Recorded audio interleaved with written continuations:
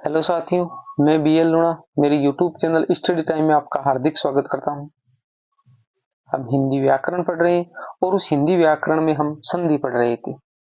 संधि के अंदर हमने दो संधि है वो कंप्लीट कर लिए। संधि के जो तीन प्रकार होते हैं उसके अंदर हमने एक तो स्वर संधि और दूसरा व्यंजन संधि। इन स्वर संधि और व्यंजन संधि के बारे में हमने अच्छे से अध्ययन कर लिया। स्वर संधि के जो 5 प्रकार थे उनके बारे में हमने देख लिया है और व्यंजन संधि के कुछ नियम थे तो इनके बारे में हमने देख लिया। व्यंजन संधि और जो स्वर संधि उसके बारे में किसी भी प्रकार का आपको कंफ्यूजन है, डाउट है तो आप मेरे को कमेंट में पूछ सकते हो। आज हम विसर्ग संधि के बारे में अध्ययन करेंगे। तो अगर आप मेरे चैनल पर पहली बार आए हो तो चैनल को सब्सक्राइब कर ले, बेल आइकन को ऑल पे प्रेस कर ले ताकि मेरे आने वाले हर वीडियो का नोटिफिकेशन आपको मिलता रहे। वीडियो अच्छी लगती है तो इसको लाइक करें, अपने दोस्तों के साथ में भी शेयर करें। अब बात करें हम विसर्ग संधि की। तो विसर्ग संधि में नाम से ही पता चल रहा है कि जो विसर्ग है वो विसर्ग आएगा एक और। इस प्रकार प्लस का जो हमारा जो निशान होता है, एक मिनट में इसको इरेज कर देता हूं, यानी हमारे जो प्लस के निशान के दो और एक तो एक साइड होती है और एक ये दूसरी साइड होती है। तो इस वाले साइड के अंदर यहाँ पर जो शब्द आएगा उससे पहले यहाँ पर विसर्ग लगा हुआ होगा, फिर यहाँ पर कोई शब्द होगा। तो इसके अंदर कौन कौन से शब्द आएंगे वो हम देख लेते हैं। तो आपको इसको ओरस की संधि बोला जाता है। ये मेरी तरफ से बनाया हुआ है। एक होता है ओ की संधि, एक होता है रे की संधि और एक होता है से की संधि। अब इस से के अंदर तीनों से आएंगे, कौन कौन से? तालव्य से होगा, मूर्धन्य से होगा और दंत्य से होगा। ठीक है, तो हमारे सामने देखो तीन तो स हो गए, एक हमारा र हो गया और एक ओ हो गया। ये 5 ही जो अक्षर है वो हमें याद रखने हैं। तालव्य से, मूर्धन्य से, दंत्य से, एक काकल सॉरी र है, काकली है नहीं यहाँ पर, एक र और एक ओ। और इसको ओरस, इसके लिए मैंने एक ही से लिया, ओरस की संधि बोला जाता है। यहां तक आपकी स्थिति क्लियर है। अब एक हम ओ के बारे में पढ़ेगा कि ओ कब बनेगा, एक र के बारे में पढ़ेंगे र कब बनेगा और एक स के बारे में पढ़ेंगे कि स कब बनेगा। स 3 तरीके से बनेगा, तालव्य से भी बनेगा, मूर्धन्य से भी बनेगा और दंत्य से भी बनेगा। देखिए ओ की संधि, ओ की संधि है उसके अंदर क्या होगा, यानी इधर ए और आ आएगा, इधर क्या आएगा, ए आएगा जिसके विसर्ग लगा हुआ होगा और आ आएगा जिसके विसर्ग लगा हुआ होगा। ये हो जाएगी हमारी पहली कंडीशन। दूसरी बात है घोष ध्वनियां आएगी। घोष ध्वनियां कौन कौन सी होती है, जो मैंने आपको वर्णमाला वाली जो क्लास थी उस टाइम भी बताया और जो संधि की शुरुआत की थी उस टाइम भी मैंने आपको बताया है। तो घोष ध्वनियों के बारे में अगर आप नहीं जानते तो आप जाकर वो वर्णमाला वाली क्लासें देख सकते हो। तो अगर ए आ के बाद में कोई घोष ध्वनि आ जाए तो उसका हमारे को ओ बना देना है। क्या बना देना है? ओ बना देना है। उदाहरण से देखते हैं, उदाहरण में क्या है। उदाहरण में देखो इधर आया तपेदन वन। अब ये तपेदन वन देखो, ये तपोवन शब्द है, तपोवन शब्द है। अब ये शब्द जैसे आपको दे दे तपोवन, तो इसके अंदर ओ की मात्रा है, ओ की मात्रा है। अब यहाँ पर हमारे को तप इसके लगाना विसर्ग और धन ये करना है वन, ये बन गया, तप के विसर्ग लग गया। इस विसर्ग का हमारे को क्या बना देना, ओ बना देना। शब्द वैसे के वैसे ही रखना है, तप है वो शब्द ऐसे ही रखना है, वन ऐसे ही रखना है, बाकी जो विसर्ग है उसकी ओ बना देना है। तपोवन कब बनाना है, ए और आए। तो देखो तप शब्द है, तप में से ए बाहर निकल रहा है जब हलंत लगाते हैं, और इधर वह है वो, ये क्या है, घोष ध्वनि। तो ऐसी कंडीशन हो भाई, ए आए, ए या आए उसके बाद में कोई घोष ध्वनि हो तो उस टाइम हमारे को क्या बनाना है, ओ बनाना है। इसी प्रकार इसमें बना सरोवर शब्द भी, सर धन वर शब्द वो, ये सिर्फ ओ की मात्रा लगाना, विसर्ग का ओ बनाना है हमारे। पुरोधा पुरधन धा, तिरोहित तिरधन हित, सोहम सहधन अहम, मनोविलासा मनोधन अभिलाषा। तो इस प्रकार के शब्द है वो बनेंगे। शब्दों को पहचानोगे कैसे, देखो सभी में ओ की मात्रा लगी हुई है, सभी में ओ की मात्रा लगी हुई है। तो जिस शब्द के ओ की मात्रा लगी हुई हो और आपसे संधि के बारे में पूछे तो आपको कंफ्यूजन नहीं होना है। कंफ्यूजन क्यों नहीं होना है, क्योंकि ओ की मात्रा कहाँ लगी हुई थी? गुण संधि में भी होती है, गुण संधि में भी होती है, परंतु उनमें और इसमें फर्क है। वहां पर ओ कब बन रहा था और यहाँ पर ओ कब बन रहा है। उसके अंदर क्या बन रहा था? ए और आ है, उसके बाद में क्या आ रहा था? ऊ या बड़ा ऊ आ रहा था, तो उसका हमारे को ओ बनाना था, उसका हमारे को ओ बनाना था, यही नेम था। तो आपको ध्यान रखना है कि आ के बाद में क्या आएगा? ऊ या ऊ आएगा तो ओ बनाना है। जैसे हम शब्द ले लंबोदर, एक मिनट में इरेज करता हूं इसको।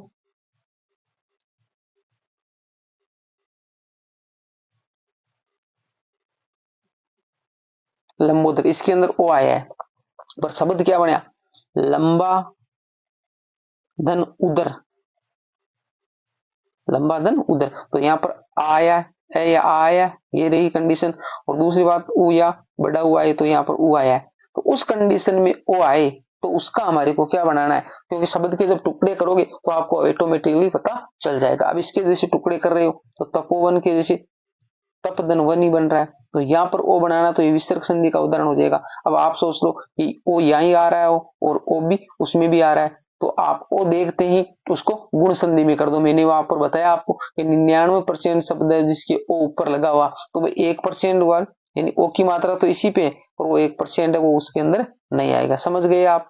तो ये पहला नियम है कि ओ कब बनाना है, यानी आ के बाद में कोई भी घोष ध्वनि आए तो उस विसर्ग का हमें ओ बना देना है।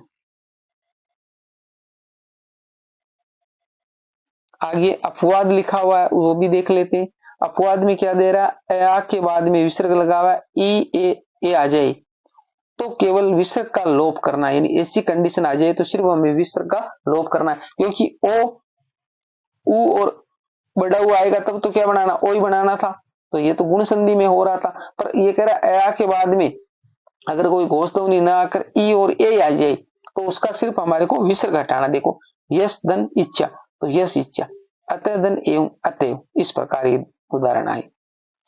फिर बात कर लेते हैं हम रे की संधि की, इसकी रे की संधि की, यानी रे किस कंडीशन में बनाना है। तो हमारे क्या है?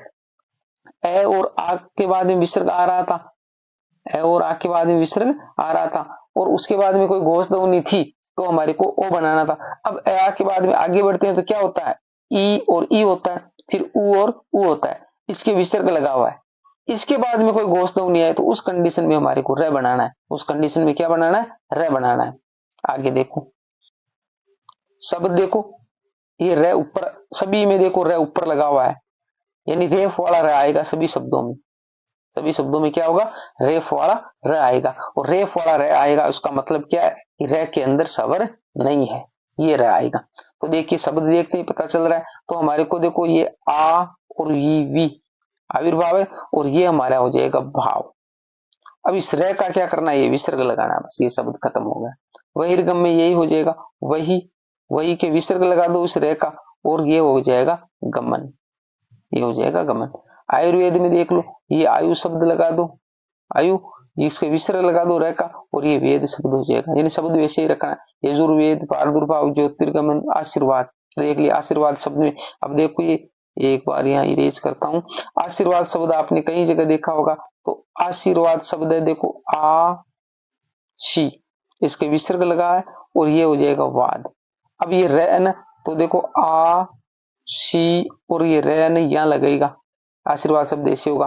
कई जगह आपने देखा होगा कि आशीर्वाद शब्द वो गलत लिखा हुआ होता है। गलत लिखा हुआ कैसे होता है? कि लोग इसको आशीर्वाद ऐसे लिख देते, आशीर्वाद, इस प्रकार लिखा हुआ होता है, तो वो शब्द क्या है?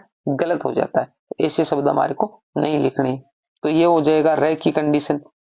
यदि आ के बाद में विसर्ग आए और घोष ध्वनि आ जाए तो ओ बना देना, और ई और ऊ के बाद में कोई भी विसर्ग घोष ध्वनि आए तो उसका हमारे को रे बना देना। तो आप ओ और रे की संधि कंप्लीट होगी। अब बची है स की संधि। स की संधि है वो स कब कब बनेगा? तो देखिए, इस और तो विसर्ग आएगा, इस और तो विसर्ग आएगा, ठीक है, विसर्ग आएगा, और विसर्ग के बाद में कोई तालव्य ध्वनि आए, कोई तालव्य ध्वनि आए, तालव्य ध्वनि के बाद च और स आए, तो उस कंडीशन में हमारे को तालव्य स बनाना है।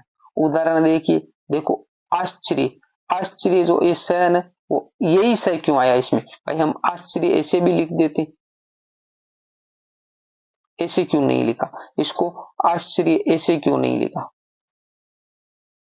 यानी दंत्य से और मूर्धन्य से क्यों नहीं लगाया? इसका कंडीशन है, ये कह रहा है कि विसर्ग के बाद में कोई भी तालव्य ध्वनि आए। तो देखो यहाँ पर ये विसर्ग है आ, और यहाँ इस से का तो क्या विसर्ग, और यहाँ पर च वो तालव्य ध्वनि आ रही है, तो इसलिए तालव्य ध्वनि आ रही तो आगे वाला स वो भी तालव्य ही रखना है।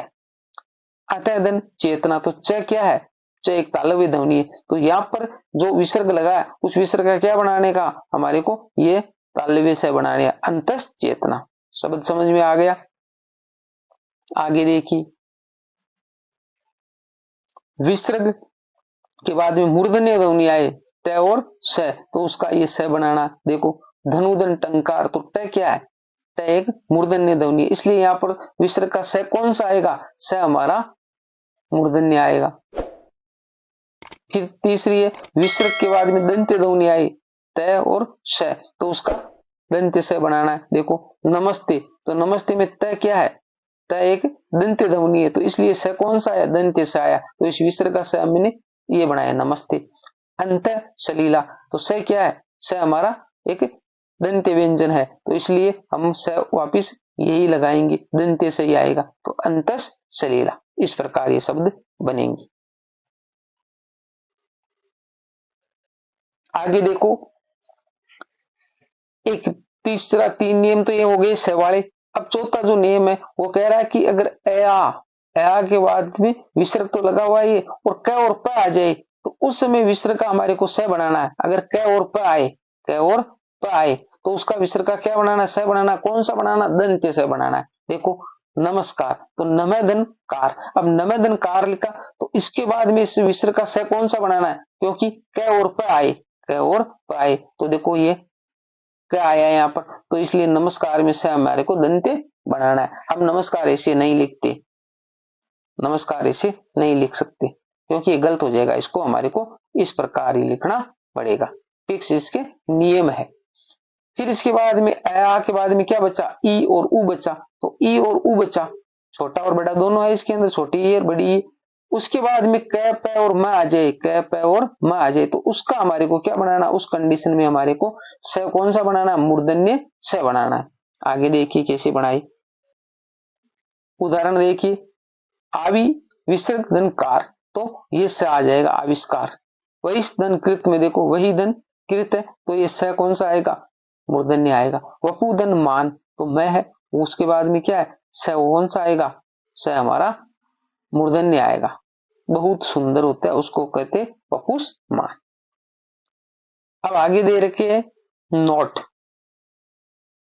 नोट में क्या लिखा है? निम्न शब्दों में कोई संधि नहीं है। निम्न शब्दों में कोई संधि नहीं है। कौन से? आप देख लोगे भाई सभी में संधि होती है। तो एक तो देखो ये शब्द है मन है कामना, अधः पतन, पयेपान, प्रातःकाल, इसके अंदर किसी भी प्रकार की संधि नहीं है, ये शब्द ही ऐसे बने हुए है। तो ये विसर्ग संधि थी जो हमने कंप्लीट कर लिए। ये तीन ही नियमों पर काम करती है। ओरस यानी ओ बनेगा, र बनेगा और स बनेगा। ओ कब बनेगा? यानी अ के बाद में कोई विसर्ग आके घोष ध्वनि आए तो उसका ओ बना देना। फिर ई उ के बाद में कोई घोष ध्वनि आए तो उस समय हमारे को र बनाना है। और स उसकी तीन कंडीशनें पैदा होगी, एक तालव्य से हो जाएगा, एक हमारा मूर्धन्य से हो जाएगा और एक हमारा दंत्य से हो जाएगा। अलग अलग इसकी कंडीशन है, वो आपको मैंने अच्छे से समझा दी। तो ये तीन ही कंडीशनें हमारे सामने पैदा होगी विसर्ग संधि के अंदर। ठीक है, तो विसर्ग संधि आपने अच्छे से क्लियर कर ली। अब इसके बाद में संधि से संबंधित महत्वपूर्ण जो प्रश्न है तो परीक्षा में पूछे गए, तो हम देखेंगे कि हमने जो पढ़ा उसी प्रकार के क्वेश्चन एग्जाम में पूछे जा रहे हैं या नहीं पूछे जा रहे। तो उम्मीद करता हूँ ये क्लास आपको अच्छी लगी होगी। अगर अच्छी लगी है तो इसको लाइक करें, अपने दोस्तों के साथ में शेयर करें। मिलते हैं अगली वीडियो में, तब तक के लिए जय भीम, जय भारत।